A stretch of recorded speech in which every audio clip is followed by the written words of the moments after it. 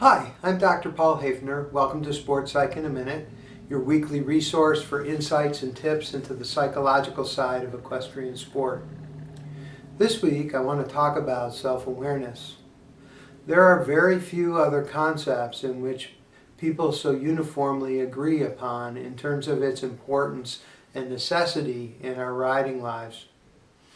Whether you're looking to perform at the highest levels of competition, whether you want to be an effective rider, whether you want to be an effective trainer, effective teacher, this idea of having self-awareness is something that very few people disagree about.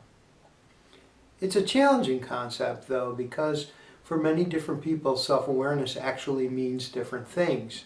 Some people, when they talk about self-awareness, they might be referring to or talking about body awareness. Or they might be referring and talking to about the awareness of their actions and behaviors. Some people might be talking about an awareness of their emotional reactions and responses to situations. Some people might be talking about how they think about things, or any combination of those things. The other thing which is a challenge about self-awareness is a lot of times you hear it used as a thing that is you have or you don't have, that it's something that you have done, you've attained self-awareness or you're not.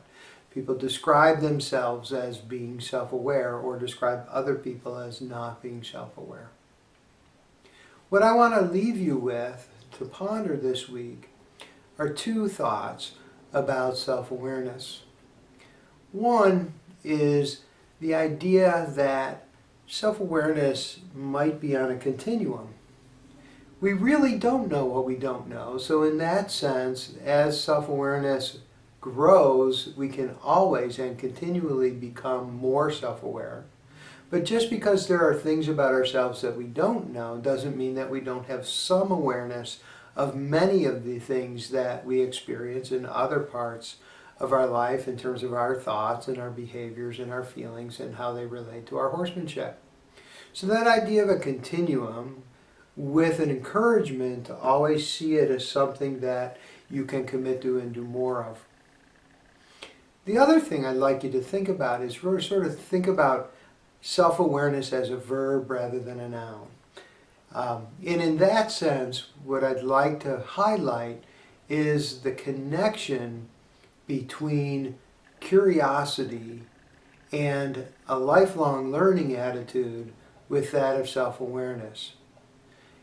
If we can maintain that essence of curiosity about ourselves, about how we feel, act, think, behave in context with our horses, and how understanding the ways we do that may open ourselves to differences or changes in those behaviors which increase our effectiveness in our training or in our riding or in our teaching, then we're going to be one step ahead of where we were before without that same level of engagement and curiosity.